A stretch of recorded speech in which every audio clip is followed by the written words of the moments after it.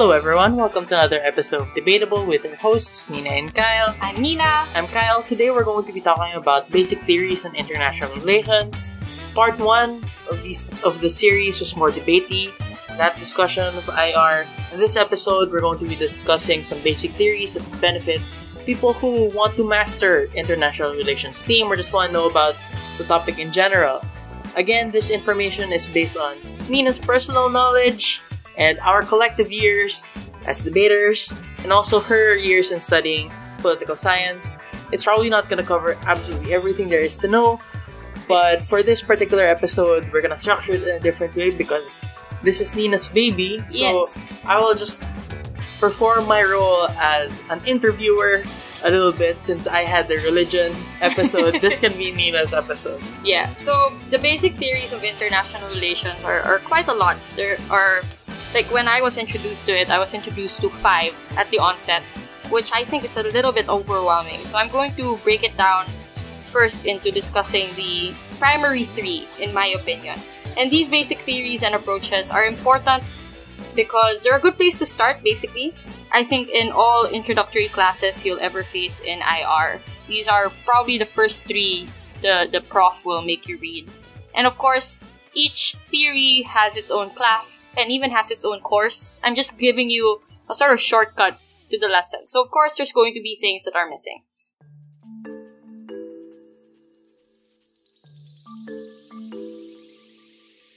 The first theory, which is personally my favorite and probably the one I use a lot in debate, is realism. And you probably heard about this one a lot. It's basically the idea that everyone wants power. It's the idea that states operate because they want to have more power over the other. It relies on an ancient tradition of thought which believes that people are constantly in a state of anarchy and constantly basically trying to get ahead of one another. So these are thoughts based on writers such as Thucydides and Machiavelli and Hobbes. So I understand that realism necessarily implies that there's always a conflict between state actors. But what exactly do you mean by power? So politics is basically, the entire field is a study of power, and you can break up power in a lot of ways. So if you look at economic power, that ties in with econ. Or if you look at power in terms of grabbing more land, that's a bit more war theory-esque. If you look at power in terms of influence, that's diplomacy. But I would say for beginners, you can look at power in 3 lenses, like soft power, hard power, and sharp power. Sharp power is relatively new, but I think it's kind of cool. So soft power is basically diplomatic power. How much of your culture do other people follow? So I would say US has a lot of strong soft power right now. A lot of UK countries have soft power. It's basically how friendly you can be with other countries and how likable you are. Hard power is warfare. So how much fear can you instill on others based on your military or your troops or your weapons, etc. So it's a more war theory angle of things, while soft power is more diplomacy.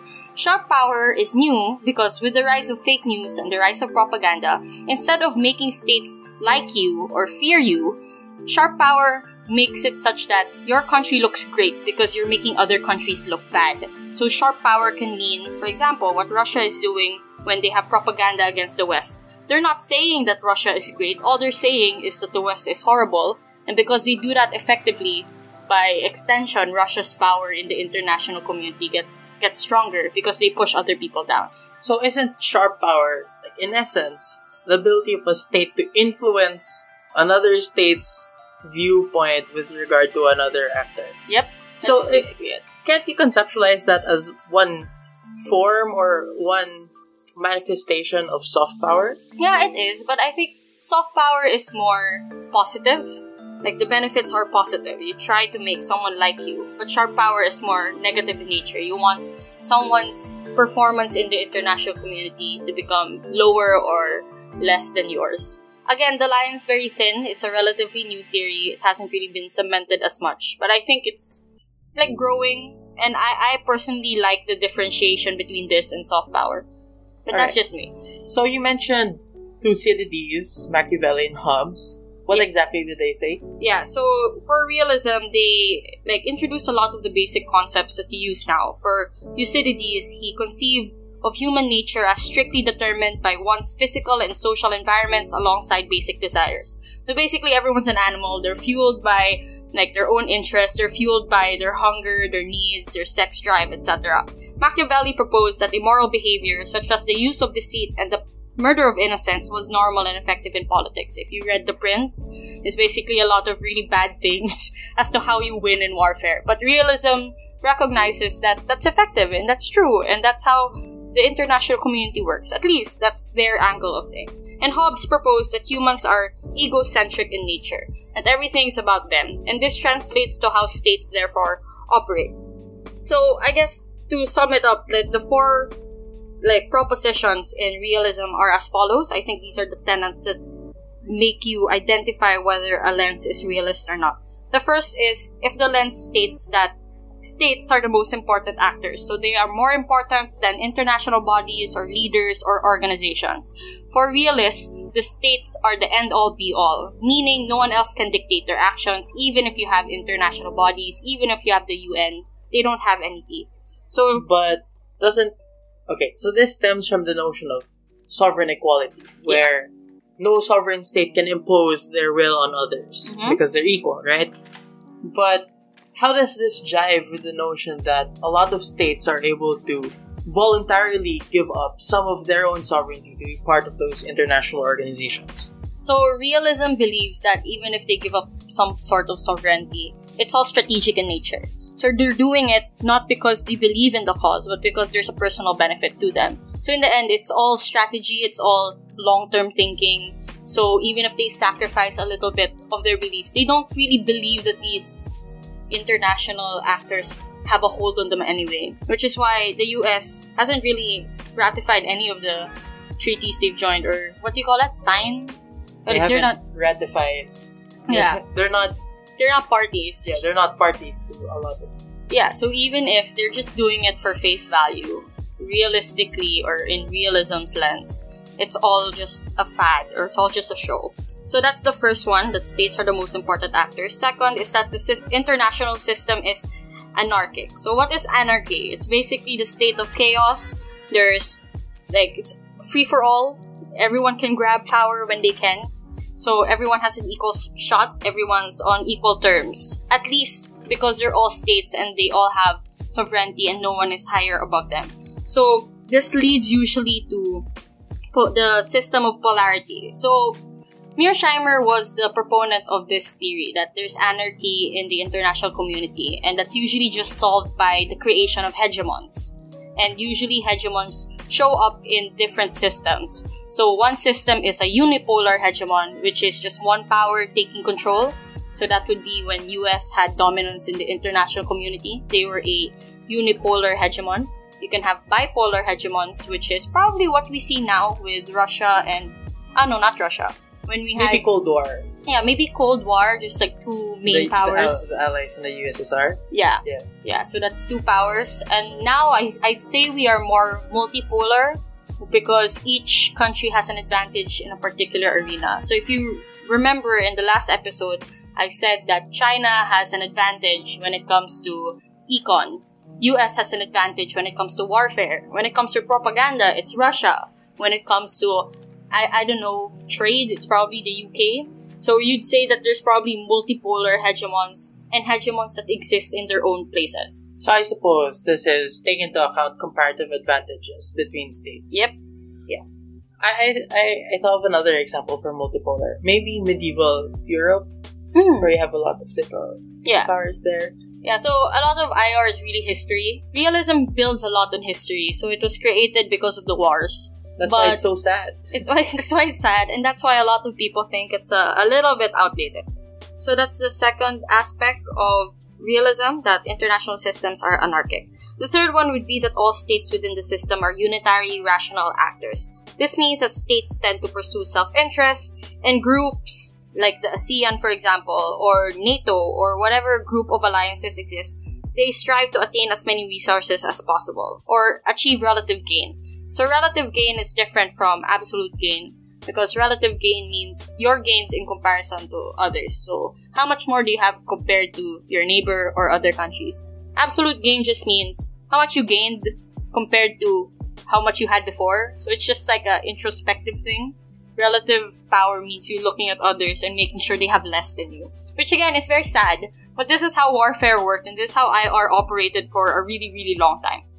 So that's like the third one. Fourth one is that the primary concern of all states is survival. Survival in the form of relevance, survival in the form of power. And states build up their militaries, therefore, to survive, which may lead to a security dilemma. So, the security dilemma is a very classic thing. It's like, if I build missiles, I'm not gonna use them. I'm doing them because I think I'm defending myself. But then Kyle sees me building missiles, so he'll build more missiles. And I see Kyle building more missiles, so it's just like constantly... It's Cold War. Yeah, it's Cold War. It's basically a cycle. Everyone wants weapons. Everyone is doing their best to outwit the other.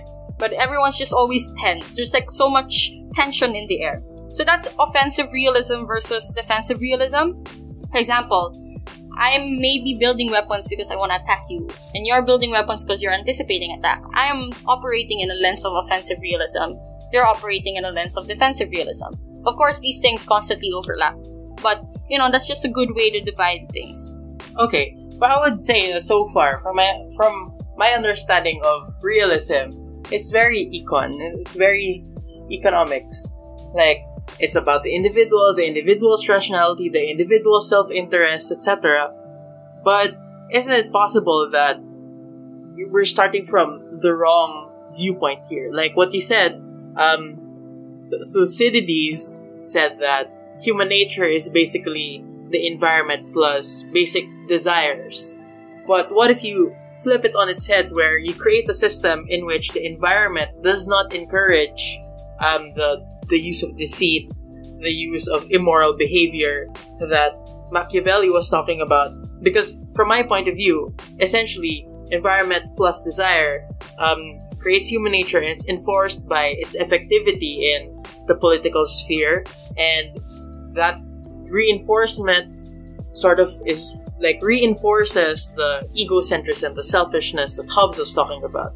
So what if you flip it on its head and say, what if the environment that we all started with does not encourage these things? What if we put some measures in place that control these behaviors? Well, that would lead to liberalism, which is the second thing I'll discuss later, because liberalism operates in a world where peace is possible.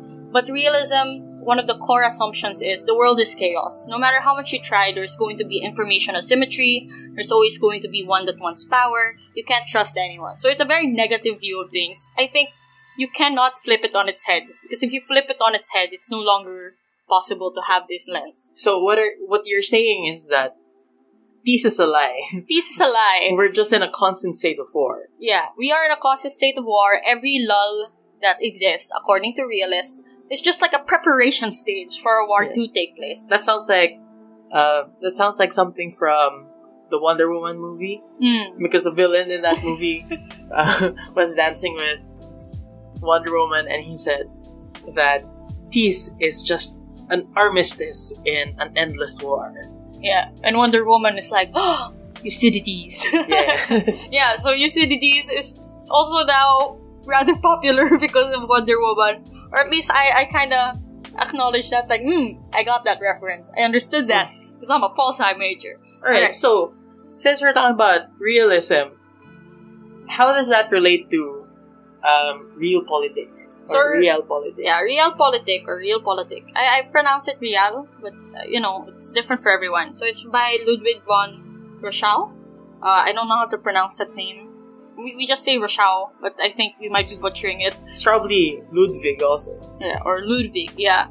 But basically, he said that, like, realism is an ideology, but realpolitik is politics or diplomacy based primarily on considerations of given circumstances, factors, rather than explicit ideological notions or moral and ethical premises. So, realpolitik is basically pragmatism. So, realism and realpolitik overlap a lot, but the main difference is it's not always based on pragmatics how realism operates. Because even if everything's fine, the basic assumption is people will want more, right? But realpolitik is basically people are doing it for a personal gain because they want something that they urgently need and did not have before. So it's pragmatic in nature. That's a very thin line again, but I guess the conclusion to this is realpolitik is like an application of the ideology. An ideology encompasses just a bigger scope of things. So, kumbaga, if we're talking about in a debate, you're gonna start using buzzwords like realpolitik when you start bringing up matter. Yeah, Ken. If you want to do that, I don't think the judges or the other debaters will understand you. But if you want to sound smart, why not? Realpolitik, ladies and gentlemen. Yes. So I think besides looking at the 4 propositions of realism, as I mentioned earlier, we can also look at the different types of realism. And this is where it gets a little bit complicated. A lot of big words get thrown out. It took me a long while to actually get to differentiate all the different types of realism. But I hope that this summary I'm giving will do a good job at it. So you have the classical realism. That's the first one. It's basically drive for power and the will to dominate that's held as the fundamental aspects of human nature. So basically, this is what I was saying earlier. That people just want to dominate each other. They want to be on top. They want to have power. They're doing this because somehow everyone wants to be the head honcho. Sounds like toxic masculinity to me. But... Well, yes, it's toxic masculinity because states are merely like reflections of the people who rule them. And at the time where realism was made, it's all men. Right? So I would say it does have a lot to do with like masculinity and machismo culture. That's also actually another theory that I'm not gonna delve into. There's IR feminism, which says that men cause a lot of problems because they just can't help and can't cooperate at all. But that's another thing. Because men are trash, but that's another thing. Okay. So that's the first one. The second type is liberal realism, which may sound contradictory in nature, but this is where common norms and interests allow for more order and stability than that which may be expected in a strict realist view. Okay, so it seems that there's like a spectrum here. Yeah. Like there's strict realism, and there's like a middle ground where, like, it's still an anarchy, but we have things that we agree on. Like, let's not... what are some things that we can agree on, even in an anarchic world? I'm not sure. I'm not personally a fan of the liberal realism. I think that's just realism's way of like modernizing itself. But I would say probably based on what I read earlier, like a common norm in interest means that everyone wants to, for example, travel space. So even if, for example, that is a territory people want to dominate, in the meantime, there's a recognition in the norm that everyone just wants to know what's out there. Like there's a common curiosity for space travel, which again is probably like the premise of Star Trek. I don't know. Actually, from what we're talking about, I feel like in this world where peace can never happen, Star Trek would never happen in this kind of world. Well, Star Trek is communist, so I don't think it'll happen. Anyway, we're going on tangent. But also, I feel like liberal realism, I think one of the ways that you can, one of the examples here might be customary international law. For maybe. example, we were talking earlier about how states are the most important actors and we shouldn't interfere because of sovereign equality. That in itself seems to be a custom or like a norm that all states agree with. Yeah. And that still regulates their actions or their interactions with each other. Yeah. Even if it isn't anarchic. Yeah, so I guess this is where you can still kind of acknowledge that international bodies have a role, but in the end, the final say is still the states. So I think that's what realism tries to do. So even if we lend some power or give up some of our sovereignty to be part of the UN, I still get the final say, which is why there's vetoes. That's why there's still wars taking place. Because, like, even if we're liberal, it's not enough to trump the natural nature of people to want power and more of it. The third one is neo-realism, which sounds complicated, but it's basically also structural realism, which sounds equally complicated, but it just means that instead of focusing on the dominantly anarchic structure, they say that it's not the nature that's anarchic, it's actually the international system that's anarchic and flawed. So this is where they critique international bodies a lot. They say that, fine, even if people are not savages and they're not animals, the system makes it so easy for people to abuse it. There's no teeth in the UN. There's no teeth in a lot of treaties, for example. So it states that the structure is flawed such that it allows for anarchy to exist. Does that make sense? Alright, so does that mean that anarchy is not inherent in the practice of states interacting with each other? It's just the system in which they interact encourages anarchic behavior. I wouldn't say that they dismiss altogether that humans have a tendency to be anarchic, but I'd say that they don't focus on it. So they're not saying that it plays no role. They're merely saying, regardless if it does play a role or not, we want to emphasize that probably 80% of the problems are because of international systems. Yeah, so that's like just shifting the lens. I wouldn't say they're trying to disprove. It's like the equivalent of being, I guess, agnostic in religion. You're not trying to disprove anything. You just rather not believe it or believe in other things as well. You get it? Yeah, the fourth one is neoclassical realism. I think we're just getting more and more complex as we go. But basically, neoclassical realism was developed because realism did not discuss much about political incentives outside of power. So I think this tried to expand more that it's not just about power, it's also about distribution of that power. It's also about domestic perception of the system and domestic incentives, meaning besides power, now politicians also care about how will it affect them in the polls? How will other people perceive it? How will my diplomatic actions look like to other countries? And it also looks at foreign policy decisions. So I think that neoclassical realism is a new way of looking at realism, but takes into consideration new elements that did not exist before. Like democracy. Like democracy. Yeah, because like, we're talking about polls, right? So we're talking about how there might be some sort of accountability that you can, like you can hold leaders into account whenever they start needless wars, for example. Yep.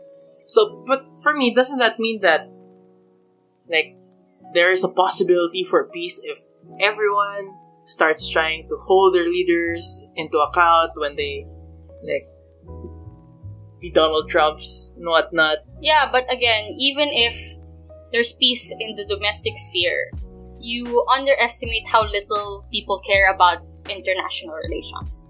So even if I hold Trump accountable, I don't care how he engages with other nations, because as long as he is feeding me and he is making me happy on the ground and I never have to face other countries, I'll be fine. So that's still like a basic flaw in people that realism takes advantage of. So how would you use this in a debate context, for example? Well, there's a lot of ways to use realism. I'd say there are three main ways that I use it effectively. The first would be, this is how I prove that cooperation is unlikely. Like when another team proposes, for example, collaboration and like hater. Like seeing eye to eye and negotiation. I'll just cite a lot of historical instances where people betray one another, or even if they do that, it's for selfish reasons and it's not gonna last long. Because in the end, it's all about anarchy and power. And that's one. Second, I would also use realism to burden push the other team to show like relative gains. So for example, I'm going to force the other team to showcase how come, or are you sure they're doing this out of benevolence and not for any personal reason that may be disadvantageous to other nations in the future. So that's how I utilize realism as well. I think lastly, it's basically you use realism to prove that the international community doesn't have teeth. It doesn't have the ability to control states. It doesn't have the ability to keep people in line when worse comes to shove. That's it. Obviously, there's still criticisms of realism. I'd say it's kind of outdated because democratic peace now exists. And also, hegemonic stability theory proves that even if there's a state of anarchy, you can maintain like a power balance if someone is like controlling a lot of it. Which again is sad. What is a hegemon anyway? A hegemon is basically someone who's in power. I'd say that's the simplest way to put it. There are a lot of technical terms that I can throw at you about what hegemons are. But basically, they are like hegemons are based on the idea that there is a big pillar or a big structure that keeps everything together. that basically holds everything and carries everything else. Like a, I don't know. Pillar. Like a pillar. Like I said, I'm running out of words to describe what a hegemon is. So maybe the hegemon is the one that imposes like a set of guidelines that other states should be able to work under. Yeah. So this was a theory by Robert Gilpin, and it shows that someone having power usually limits the anarchy that fuels realism. Because, for example, when US was the super mega power, no one would bother trying to fight him. No one would bother trying to start a war. Therefore, there was relative peace. Not because people were peaceful, but because there was just someone who was so powerful, people didn't have the advantage over them, so they didn't bother trying. Because selfishly, they knew that they would lose more and wouldn't have gain. So, okay, in conclusion, I feel like realism does not preclude the possibility of peace. It's just that we have to reimagine what peace actually is. So even if there is peace, like ostensibly there is peace, in reality it's just people either too scared to make a move or they're preparing to make a move. So peace, even if it does ostensibly exist, it will always be fragile. Yep. That's the very basic and very fundamental view of realism. Of course, it has evolved. Thus, all the 4 types of realism that I demonstrated earlier. But fundamentally, yes. The next one after realism is liberalism, which again, not my favorite, but I do use a lot in debates because it is a useful frame. And given that, admittedly, the Philippine debate community and the debate community in general is very liberal, in their thinking, this comes in handy. I like liberalism. Of course you do. You're someone who's studying law, so you believe that there is a way to maintain peace and order in a world of anarchy. Also, I just genuinely believe that cooperation can exist. People are good. Wow, sweet summer child. Very optimistic. So yeah, liberalism is basically the opposite, or not complete opposite, but it's a counterpart to realism. So in the spectrum, it's the opposite end. Doesn't mean it's opposite completely, but it just has a lot of things that realism doesn't, and vice versa. In liberalism, there's a more optimistic view of the international stage. So, liberalism was pioneered after the Enlightenment by philosophers like Voltaire, Locke, Smith, and Immanuel Kant. And I know you're not a fan of Immanuel Kant, but he provided liberalism, so there's that, right? I just don't like how Kant uses words, okay? It's too... Okay, never mind. But you'll have your own episode on philo one day.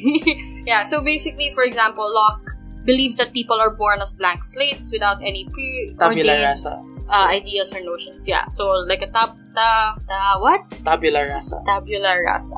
I used to use that word a lot, but after I took my braces out, I can't say words like that anymore. Why not? I don't know. It's just difficult for me to relearn certain words that sound like tongue twisters. But anyway, so Locke had a more optimistic view of people. He didn't say they were golden sunshine people, but he said that they're not anarchic and they're not animals or savages at the onset. So that's a good thing. And liberalism therefore follows 3 basic principles. The first would be it rejects power politics due to international relations. It believes that we don't always have to play to put the other in disadvantage. We can just all kumbaya and hold each other's hands. I'm sorry, it sounds like I'm dissing it, but that's really you are dissing it. It's really what it is at the onset, right? Second, that there are mutual benefits to international cooperation. So this is what I call liberal interdependence, which is a big word I like using in debates a lot. It basically means that the world is so closely knit together now that people can't afford to be isolationist because one act affects the other. And therefore, if you do a good thing or you allow another state to do a good thing, it will benefit you in the long run. So if you, for example, give another country aid, it's a good act, but it's also a strategic act because given how tight everyone is, it will affect your economics perhaps. It will give them mobility so that they can be tourists for your country, etc. Tourism. Tourism. You claim that you're not dissing it, but you use examples like tourism. But tourism? Are you dissing tourism? I'm not dissing tourism. One of the main ways we earn as the Philippines. What I'm saying is that there must have been a better example to... I just couldn't think of one, I'm sorry. What's another example?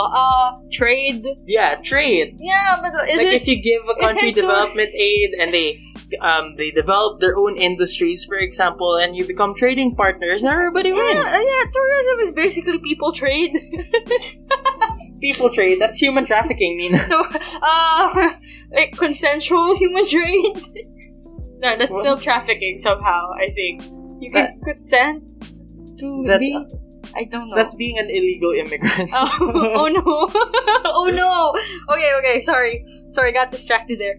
The third basic principle is that international organizations and non-government actors, like, they shape state preferences and policy choices more than the accumulation of power. So they believe that the UN, the ASEAN, these big international bodies actually have more power than realists say. And this is probably the part that I believe in the most, because I'm a big fan of diplomacy, and I do believe that international actors end up effectively coercing and effectively steering the mindsets of a lot of countries, because they get them exposed to other worldviews. They don't have punishments per se if you break part of a treaty, but there are repercussions in the form of, like, other nations sanctioning you, other nations looking down on you, preventing trade, etc. Right? Yeah, I would also argue that if you look at organizations like the UN, they provide the structure that is lacking in an anarchic,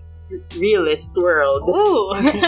Yeah. Like, it's for true. example, you said that one of the only ways that the international system can be stable is with hegemons.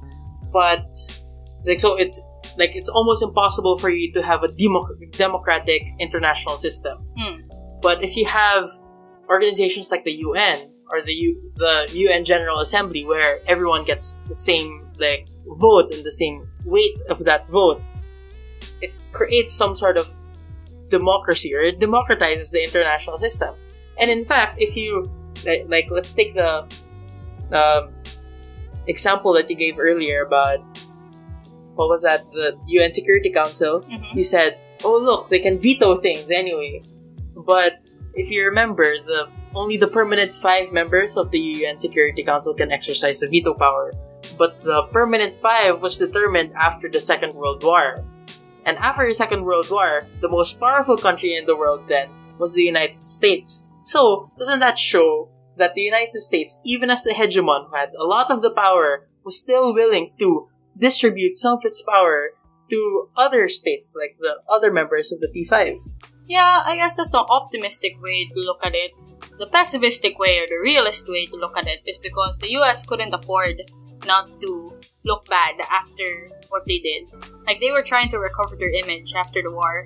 They did a lot of atrocities, so they're like, I'm a good person. Like, all the bombings were the mistakes. I'm willing to give you some veto. Like, I'm sorry, I took your lands. Here, have a veto power. I'm sorry, I nuked you. Yeah, here, have a veto power. Oh no, they don't have veto. a veto power. Oh yeah, that's even worse. See? I'm sorry, we nuked you. Here, let us create this organization that says world peace. Yeah, basically. So that's a realist way to look at it. But liberalism does agree that, like, a lot of the developments now are because of benevolence of people, and because of the fact that globalization is a thing, the fact that trade is now inevitable, and countries now have to face each other as, like, mutual entities and not as enemies. So those are the 3 basic principles. I'd say there's also 3 factors for liberalism. The first would be institutions in the international community. So this is where you get international laws and customs. And this is the institutional peace theory. It states that liberalism exists and peace exists because of the institutions that are there, basically. So, because of international law, you Yeah. create. Don't be so smug. There's just one theory out of all. Yeah, but then of course you can criticize that by asking the question, is international law really law if it doesn't have teeth? And then I would answer you by saying that, well, there are other mechanisms aside from coercive force that would encourage people, states, to follow international law. Like, I read a paper last semester about reputation. So they wouldn't dare violate international law because it hurts their reputation amongst the community of nations, and that would mean that other countries are going to be less willing to negotiate with them, create treaties that would benefit them as well. So that's still realist though. But I do agree. It's a realist. It's realism that was co-opted to lead to a liberal outcome, which is what basically all theories overlap with each other. It's unavoidable. So that's how institutional peace theory works. Customs and laws in the international arena end up creating peace. The second would be international trade or commercial peace theory. It states that peace is maintained because people need each other now, basically. I will give you this, you give me this. I want some of your spices. I want your land. I want your spices. Well, we're the 1600s. Yeah, I want your sugar.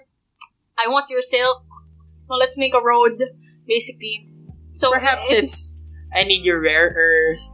Yeah. I need your bananas and mangoes. Why did you bring it back? No, I'm serious though. That's one of the main things we exported. People love our bananas and our mangoes. We have the superior mangoes. We do have the superior mangoes. Yeah. So have you tasted mangoes from Western countries? Yeah, when I went to the States, I was like, "What is this? This is blasphemous. This is bland. This is bland. They didn't season their mangoes. They didn't season." Yeah, so that's commercial peace theory. And the third is democratic peace theory, which basically looks at the spread of democracy and how liberal norms and cultures are now being shared. Again, there is criticism here because democracy was basically imposed by the West.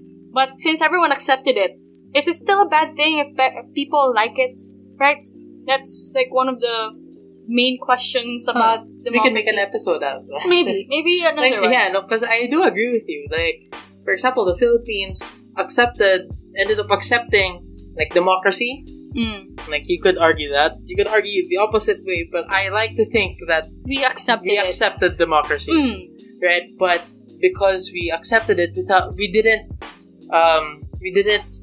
replicate though the conditions that America had to go through in order to develop their own brand of democracy. Yeah. So you just transplant democratic ideals in a country that wasn't ready for it. Yeah. Or some of their facets disagree with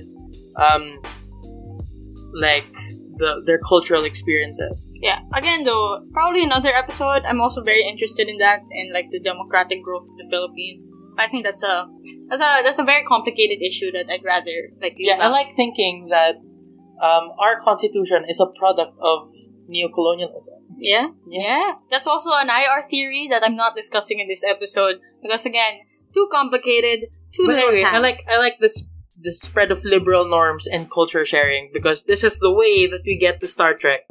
Yeah. That is my number one concern is how do we get to a society that is ready for space travel where we can treat everyone with respect, where we do not have money. Yeah. Where people just spend their time improving themselves. That is the goal. We've been watching too many Star Trek episodes. Yesterday, I think we watched 4 movies or 4 or 5. Yeah. I think we watched Wrath of Khan. We watched Star Trek Into Darkness, which bastardized Wrath of Khan. We watched Star Trek Beyond, which is the good Star Trek. Yeah, and we also watched really this campy Star Trek Generations. The only good part of that is you get William Shatner in it again. They're talking to Jean-Luc Picard, and it's anyway, yeah. So I think watching Star Trek has reignited my love for international relations because it's IR but make it space. IR but make it space. Okay, sorry, I got distracted. Where was I? Sorry, we're new converts to we're Star now Trek. Trekkies. Okay. So 3 factors for liberalism was institutional peace theory, commercial peace theory, and democratic peace theory. But besides talking about liberalism alone, there's also a sub-factor or a subcategory sub-theory under this, which is neoliberalism. Maybe a type of liberalism. I wouldn't say it is, because other people treat it like a separate theory altogether as well. Alright. So I would just say it's like a offspring of Buzzword yan, liberalism. diba? Yeah. Neoliberal. Yeah, do you even know what neoliberal is? Because up until now, I don't personally. I really don't. I really don't know. If you disagree with it, it is neoliberal. Yeah. So what I got was, neoliberalism refers to a school of thought which believes that states are, or at least should be, concerned first and foremost with absolute gains rather than relative gains to other states. So basically, neoliberalism is a revised version of liberalism. It looks at game theory, actually, which I think you'll be interested in. So instead of trying to have an advantage over the other, you look at basically all the options, and neoliberalism believes that we should attempt to look at Mutual gain. Yeah, mutual gains. What will get us like the best outcome for all states. It doesn't assure that it's equal. Like, the gains don't have to be equal. If you've done like a payoff table, you can notice. Please do not get me started on payoff tables. That's my entire thesis. Yeah, so like a payoff table in game theory is basically looking at the options of one party, looking at the options of the other party, and obviously there's like a trade-off. If this person chooses A, like there's a disadvantage to the other party, etc. Yeah. Basically, you're looking at, okay, so you have two actors. Let's call them actor A, actor B, and both actors can choose to cooperate or not cooperate. So, cooperate, not cooperate. Those are both parties' two possible moves. So, there are four possible outcomes. The first outcome is the situation in which both cooperate. The second one is the option in which neither cooperate. And the second and third one are when one party cooperates and the other doesn't. Yeah. So, under a realist view, you would say that because everyone is so self-interested, you're going to have a situation in which neither cooperate. Or one does and the other doesn't. Or one does and the other doesn't. Because usually what happens is, if one cooperates, for example, one decides to follow international law and then the other doesn't, the state that doesn't follow international law gets more gains. Yep. Like, they're gonna win the war more easily. So what ends up happening is that neither state would find it in their own individual best self-interest to cooperate with international law, which leads to a collective action problem. This is a prisoner's dilemma, basically, in which neither cooperate, and leads to the most amount of war. Yep. So neoliberalism believes that we should approach diplomacy with a game theory mindset. Basically, try to achieve the most gains for everyone. And I think that it's a more pragmatic way of looking at liberalism and tries to attach it more to economics. At least that's my understanding of it. Again, neoliberalism is such a confusing term. I have encountered it so many times in my life as a pol-sci student, and up until now, the definitions seem to change all the time and people use it differently. I read articles that use it wrongly. So I don't know. I don't know what neoliberalism is, because journalists don't seem to know what it is either. But that's just me. So basically, neoliberalism was a response to neorealism, which, if you remember, is also about like putting economic factors and other modern aspects of realism into like this context now. So they look at, what is that? The perception of people that work for them. Yes. Or like the perception of their citizens, etc. So it's basically like a splitting image. You just try to modernize, basically. It's an attempt to modernize. So this is also therefore a response to neoclassical realism, which is more or less the same thing. Again, very complicated things. Yeah, I had to check my notes. Yeah, we had to print notes for me and Kyle, because this is not one of those episodes that we can just swing. So it looks at how people can achieve benefits mutually. So it's through building norms, it's through building cooperation, building trust, having transparency, and as little information asymmetry as possible. Very impossible, though, in my opinion, but it's still something worth striving for, and something I think that has played out for some countries. I'd say like smaller regional bodies do this better than like the bigger international bodies. So UN doesn't do this well, but I would say ASEAN does it better because like few actors, less like things in the payoff table, in my opinion. Yeah, but I suppose that's more of commercial peace rather than anything. Yeah. Because Again, though, they have members of the ASEAN have just such wildly different conceptions on things like human rights, those kinds of things. But I also look at like the EU as a customs union where they share some values that they use to inform their collective policies. but look that it's falling apart now. But before it worked. But basically, like, I'd say liberalism is the more optimistic view of looking at the international stage, and trying to adopt it is never a bad thing. Trying to strive for liberalism is never a bad thing, right? So that's how I'll end the liberalism thing. But when it fails, Paul Simon just go like, "Oh, I told you so. Yeah. I'm a realist." Yeah, I think I haven't really met anyone who wasn't a realist. A lot of my professors are. A lot of UP professors are, at least. Which I think is why a lot of UP students, by default, are very, like, cynical. Or So cynical. yeah, okay. So, how do you use this in a debate? How do you use liberalism? I'd say you use it to defend diplomacy and benevolence. You use it to show how states can no longer act alone. Again, this is tied to liberal interdependence. You can say that states can no longer afford to, like, antagonize each other because there's going to be consequences, and there are already structures in place to maintain the peace. And thirdly, you can say that this is proof that conflict is less likely. It's not to say that conflict will never happen, but realistically, because of liberalism, our first instinct isn't to go to war like before. It's now to go through negotiations. It's now to maybe sanction for a bit. It's to try to achieve peace talks, etc. Yeah, that was the example that we used in the last episode when we talked about China being more unwilling to go to war with the Philippines, even though they have a stronger military force relative to ours. Yeah. But there's also criticisms for liberalism. I've sprinkled a lot already while I was talking about it. Basically, it assumes trust exists, and we can't assure that. There's always information asymmetry.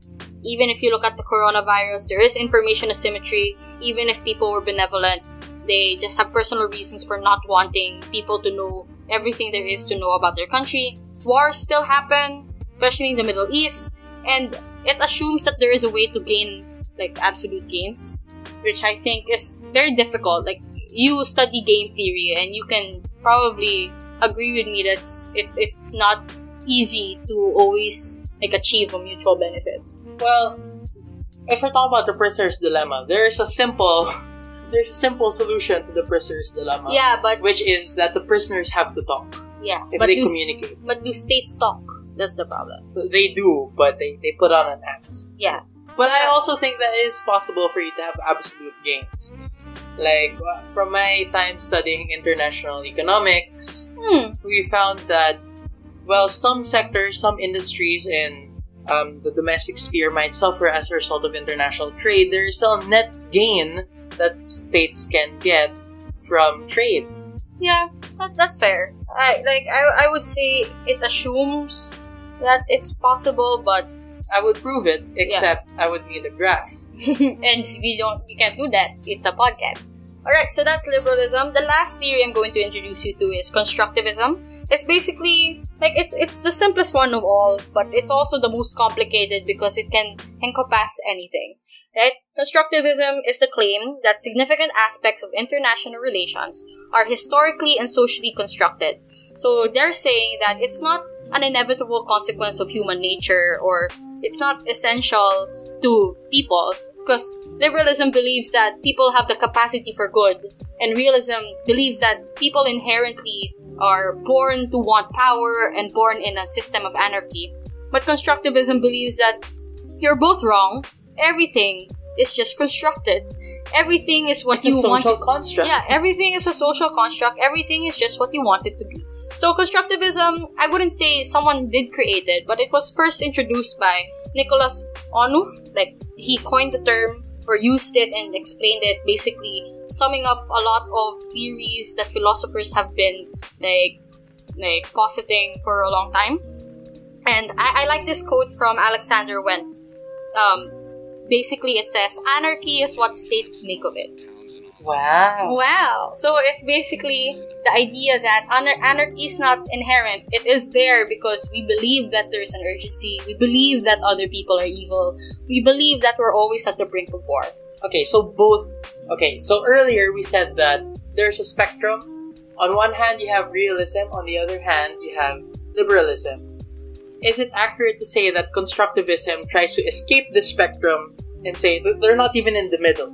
Saying that this spectrum is a lie. You just invented it. Yep, that's basically it. So it seems simple, but it becomes complicated because it means there's so many things that can be structured then. Like if everything is a structure, what's real and what isn't?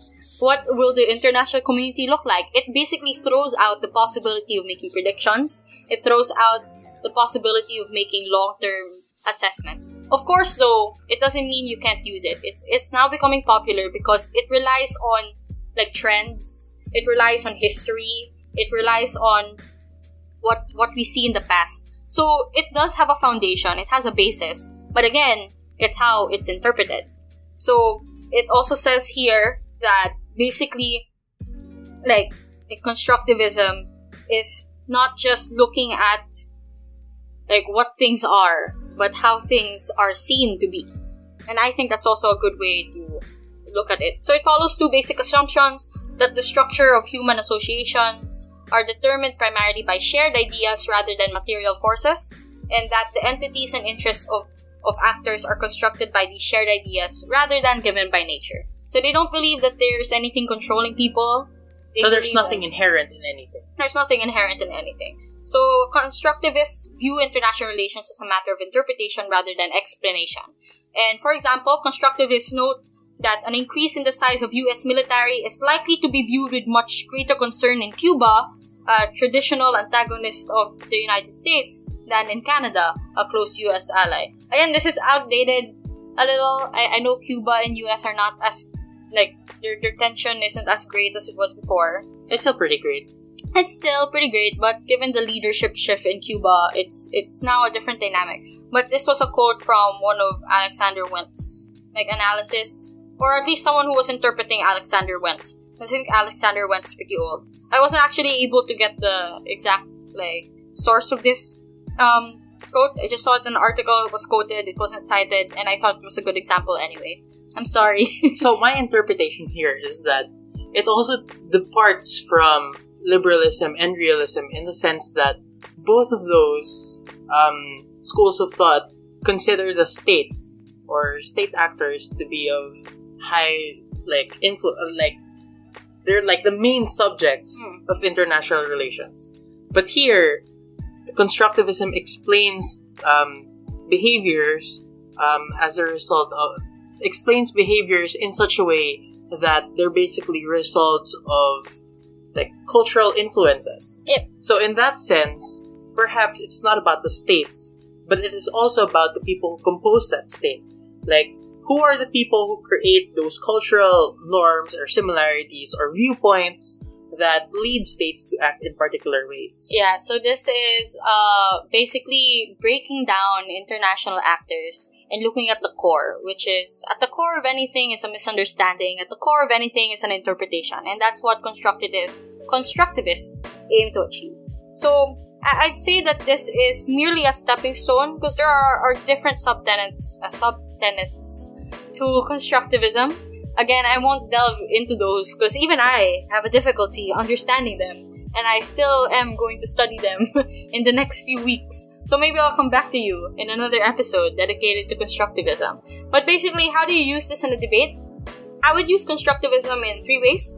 First, I would use it to disprove assumptions and to introduce new trends. So usually, for example, if there's a preconceived notion about how the US is, I'll be like, that's not true. You just interpret US to be a bastion of peace and a bastion of democracy. But if you actually look at history and reanalyze the trends that the US has done, you can see them as a bad actor, right? So I would say that basically we have to reassess history, and I'll basically reframe, right? It's basically a way to reframe the past to make the present towards your advantage. And we did this in that debate about China, We were like, everyone thinks China's evil, but look at the trends, look at history. China is not that bad of a guy.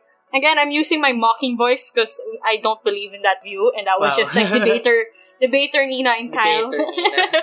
Yeah, who had to defend China. But also, this also means that if you're ever against Nina in an IR round, Yeah. and she goes, realism! You're like, hey, but constructivism. Yeah, so that's one way to defeat. Mock Nina. Yeah, Mock that's Nina. one way to defeat a realist. Second is you use constructivism to discuss short-term versus long-term analysis in favor of the long-term. So you say, sure, this is how it is now, but it can be reinterpreted in a different way in the future. The same way historical revisionism takes place. And that happens because of constructivist natures and constructivist actors. Yeah, the third way... I was gonna say that. So were you just justifying historical revisionism? And then I realized that historical revisionism It's not a bad thing. It's not necessarily bad. It's like, if it's regressive or progressive, it depends on the way that you implement historical revisionism. I actually have a lot of feelings about that. Like, the term historical revisionism has become such a bad buzzword, but in reality, it just means, like, changing how history was viewed. So, for example, looking at the oppression of the blacks is a form of historical revisionism because history books in the US didn't talk about it as much. So again, historical revisionism is also a social construct because History is socially constructed. Yeah, because right now we view historical revisionism as a bad thing because how it's being used is bad. But in reality, it's a neutral term. Yeah, that's kind of messed up where you go like, history is socially constructed, so you try to revise it, and people hate on you for trying to revise it, but then you realize historical revisionism is also a social construct. Yeah? Yeah, so there are layers and layers of social constructs. You could write a paper out of this. Yeah. If you're in high school, like, I'm smart. I know what a social construct is. Yeah, the last way I'd use constructivism is by burden pushing. Like, instead of looking at states, I will force the debate to break down into the actors. So let's not look at the states. Let's look at the people that control the states. Let's look at their mindset. Let's look at how they interpret the situation and how they're likely to react. For example, the Philippines should probably not be happy about how China is invading our space. But if you look at how it's interpreted by our government based on our administration, they see it in a different way. So that looks at how, like, our preconceived notions of how international, like, negotiations are dealt with, like, breaks apart and gets scrambled when you deconstruct it and look at it in a constructivist lens. So that's basically it. I would introduce more theories like Marxism, feminism, green theory, foundationalism, positivism, behavioralism, colonialism, post-colonialism, structuralism. Great. But more episodes. we don't have time for that. If you are interested, maybe let us know or just message me about it. I don't think I have the energy to do something like this again. Also, to be fair, I feel like those theories and intersect or overlap with a lot of other themes we Yeah. can also talk about in other episodes. So siguro in another episode, we're gonna talk about an IR extension to our particular theme, and then Yeah. we're gonna introduce things like green theory, for example, in the environment. Yeah, so the three I introduced, which are realism, liberalism, and constructivism, they're primarily IR-centric. The other themes are just sort of things that you can use in IR but are not IR-centric. So Marxism is more econ than it is IR. So, but it is used still in IR. So I won't touch on those. If you want to research on it, I encourage you to do. Or if you have a theory that caught your eye while I was talking, I suggest you research on that because you'll end up in a rabbit hole of looking at theories after theories, and then you just might fall in love with IR the same way I did. Or it's not just me that I just like pressing I links. also like pressing links. Yeah, but we're not really the standard for matter loading, are we? So that's it for this episode. Thank you for letting me rant about IR. Yeah, I appreciated that. Thank you. Like, I saw some parallels with the way that I study, for example, law.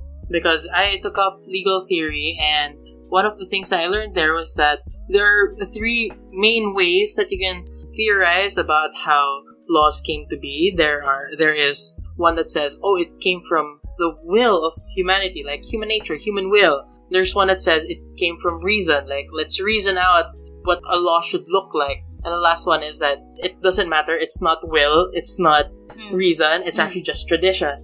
And for me, that sort of parallels realism, liberalism, and constructivism. Especially insofar as liberalism was created partially by Immanuel Kant.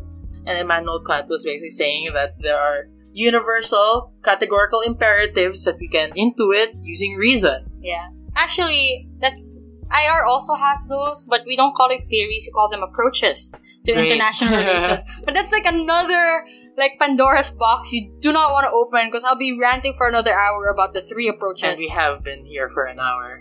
Yeah. If you're still here, why? And thank you.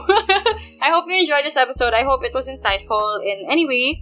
Of course, I don't claim to be an expert on this, so if I did say some wrong things, I hope you forgive me and point it out, like, nicely. Because if you say it harshly, I will cry.